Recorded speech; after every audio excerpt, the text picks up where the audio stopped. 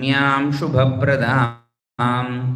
नृपवेश्मगतानन्दां वरलक्ष्मीं वसुप्रदां शुभां हिरण्यप्राकारां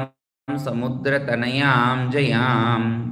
नमामि मङ्गलां देवीं विष्णुवक्षस्थलस्थिताम् विष्णुपत्नीं प्रसन्नाक्षीं नारायणसमाश्रितां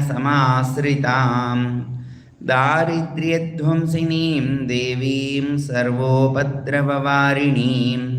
नवदुर्गां महाकालीं ब्रह्मविष्णुशिवात्मिकां त्रिकालज्ञानसम्पन्नां नमामि भुवनेश्वरीं लक्ष्मीं क्षीरसमुद्रराजतनयाम् श्रीरङ्गधामेश्वरीं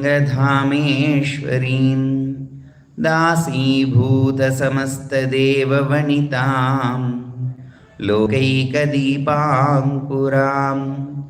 श्रीमन्मन्दकटाक्षलब्धविभवद्ब्रह्मेन्द्रगङ्गाधरां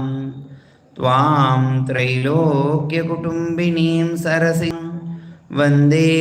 मुकुन्दप्रियाम्